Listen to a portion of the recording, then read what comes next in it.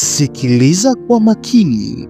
Ukikosea kutofautisha sauti ya Mungu na sauti ya uongo, unaweza kupoteza maisha yako yote ya kiroho, kimwili na hata kimaamuzi. Wapo waliodhani Mungu anawaambia waende mahali fulani, wakaenda lakini wakajikuta wakiangamia, na wapo waliodhani ni sauti ya Mungu inawaelekeza kwenye uhusiano fulani, kumbe ilikuwa ni mtego wa shetani wa kuharibu.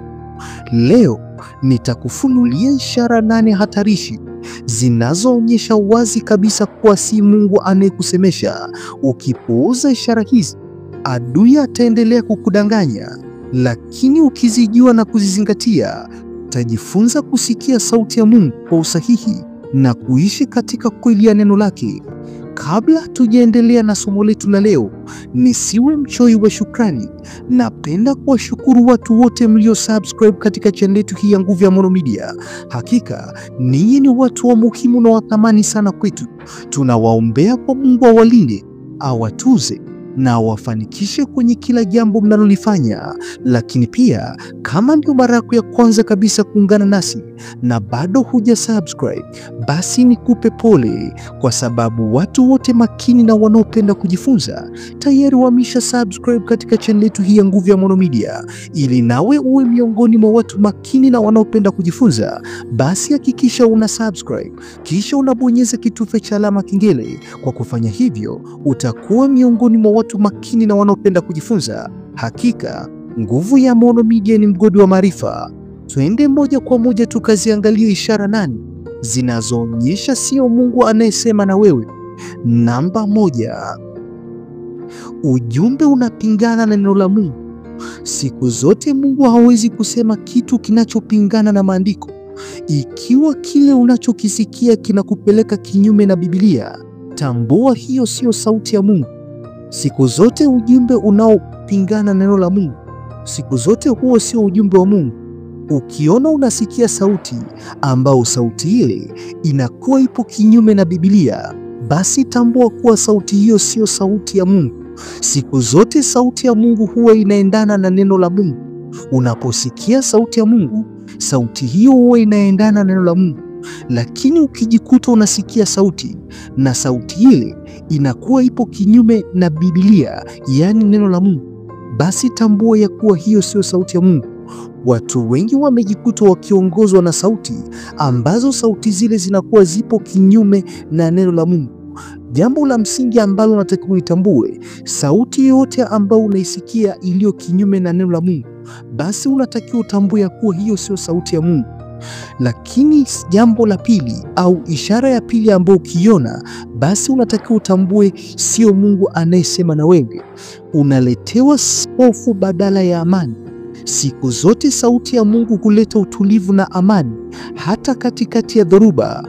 Ukiona sauti fulani inaleta hofu, wasiwasi au kukatishwa tamaa, tambua hiyo sio sauti ya Mungu. Ndio maana ukisoma kwenye kitabu cha Timotheo wa pili sura ya 1 na mstari wa 7 imeandikwa nukuu, maana Mungu hakutupa roho ya woga, bali ya nguvu na ya upendo na ya moyo wa kiasi.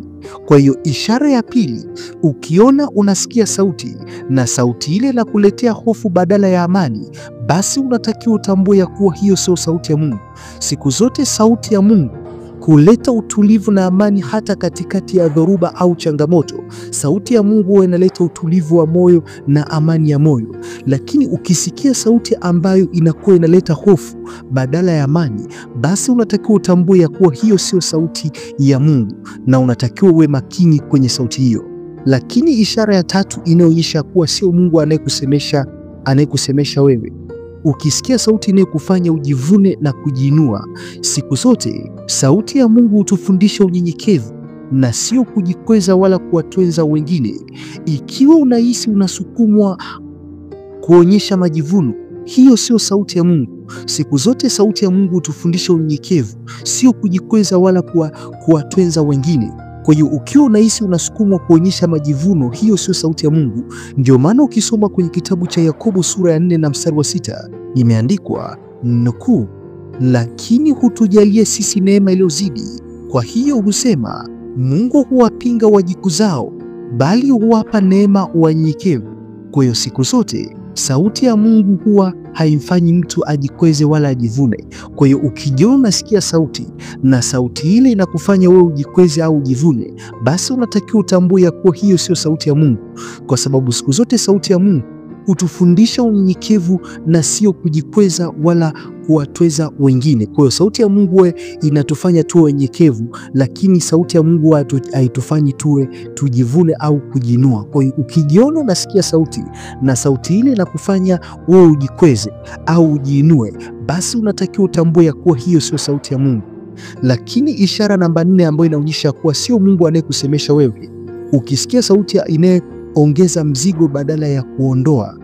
Ukisoma Biblia utaona Yesu Kristo alisema nira yake ni laini na mzigo wake ni mwepesi. Ikiwa unasikia sauti inayokuletea shinikizo lisilobebeka au hisia za kukandamizwa, tambua hiyo sio sauti ya Mungu.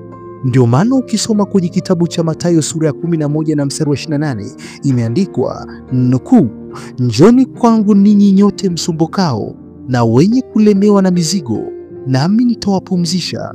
Kwa hiyo ishara namba 4, ukisikia sauti inayoongeza mzigo badala ya kuondoa, basi unatakiwa utambue ya kuwa hiyo sio sauti ya Mungu. Kwa hiyo ukijiona unasikia sauti lakini sauti ile inaendelea kufanya uwe na mzigo badala ya kuondoa mzigo huo, basi unatakiwa utambue ya kuwa hiyo sio sauti ya Mungu, kwa sababu sauti ya Mungu itauondoa ule mzigo na itakufanya uwe mwepesi. Utaanza kujiona unakuwa mwepesi kabisa. Lakini ishara namba 5 inayoonyesha ya kuwa sio Mungu anayezungumza na wewe, ukiona sauti hiyo inakutenganisha na upendo wa Mungu. Sauti ya Mungu hutuelekeza katika upendo kwake na kwa jirani. Ukiona sauti inakupeleka kwenye chuki, mafarakano au kujitenga, tambua hiyo sio sauti ya Mungu. Ndio maana ukisoma kwenye kitabu cha Wakorinto wa kwanza sura ya 13 na mstari wa 4 imeandikwa nukuu, pendo huvumilia, hufadhili, pendo hauhusudu, pendo hautakabari, haujivuni. Kwa hiyo ukiona sauti inakutenganisha na upendo wa Mungu, basi unatakiwa utambue ya kuwa hiyo sio sauti ya Mungu. Yaani ukisikia sauti ambayo inakutenga na upendo wa Mungu, ukisikia sauti inayokutenga na upendo wa Mungu, ukiona sauti inakupeleka kwenye chuki, mafarakano au kujitenga, tambua hiyo sio sauti ya Mungu. Ukiona sauti inakufanya ugombane na watu au unasikia sauti ambayo inakufanya uanze kuwachukia watu wengine, basi unatakiwa utambue hiyo sio sauti ya Mungu. Siku zote sauti ya Mungu itakuongoza katika upendo. Siku zote sauti ya Mungu itakuongoza katika amani, itakuongoza katika upendo. Lakini ukisikia sauti ambayo inakufanya uwe na chuki dhidi ya watu wengine au inakufanya ufarakane na watu wengine, ukisikia sauti inakusemesha na kuambia wanyamazia watu fulani au ugombani na watu fulani, basi unatakiwa utambue hiyo sio sauti ya Mungu, bali ni sauti ya adui. Lakini ishara ya 6 ambayo inaonyesha sio Mungu anayekusemesha, ukiona sauti hiyo haina uthibitisho kutoka kwa Roho Mtakatifu. Siku zote Roho Mtakatifu huthibitisha sauti ya Mungu kwa kutupatia amani ya ndani. Ikiwa unahisi utata, wasiwasi na ukosefu wa uthibitisho, tambua hiyo sio sauti ya Mungu. Ndio maana ukisoma kwenye kitabu cha Wakolosai sura ya 3 na mstari wa 15 imeandikwa nukuu, na amani ya Kristo iamue mioyoni mwenu. Kwa hiyo jambo la msingi, ishara ya 6 ambayo ukiona, basi unatakiwa utambue ya kuwa sio Mungu anayekusemesha. Ukiona sauti hiyo haina uthibitisho kutoka kwa Roho Mtakatifu. Kwa hiyo siku zote Roho Mtakatifu huthibitisha sauti ya Mungu kwa kupatia amani ya ndani. Utaanza kusikia Roho Mtakatifu ataithibitisha ile kama ni sauti ya Mungu, atathibitisha kupitia amani ya ndani. Ndani ya moyo wako utaanza kuona una amani ya kutosha. Kwa hiyo ukiona ikiwa labda unahisi utata au wasiwasi na ukosefu wa uthibitisho, tambua hiyo sio sauti ya Mungu. Lakini ishara namba 7 inakushawishi. Ukisikia sauti ambayo inakushawishi kufanya dhambi, siku zote Mungu hawezi kukuongoza kufanya jambo linalomchukiza.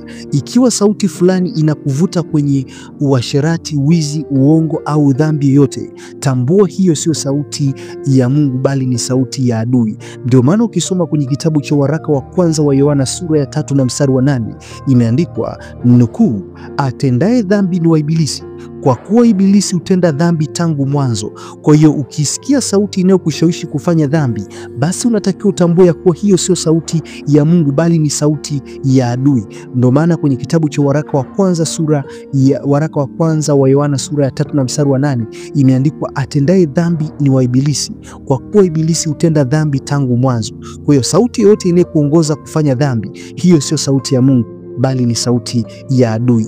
Lakini ishara ya 8 ambayo inayoonyesha kuwa Mungu sio Mungu anayekusemesha, ukiona sauti hiyo inakufanya uwe mtegemezi kwa mtu zaidi ya Mungu.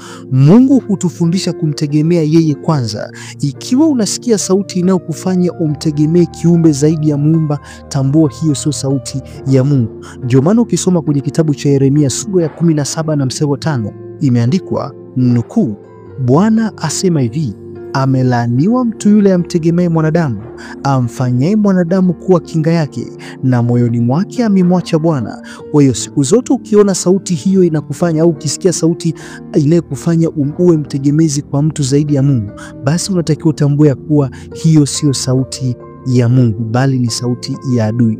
Ni matumaini yangu kuna kitu ambacho umejifunza.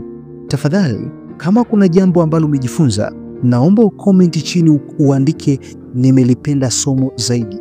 Lakini pia Mungu akubariki wewe utakayetumia muda wako kushare link ya video hii kwa ndugu, jamaa na marafiki. Nikutakie wakati mwema.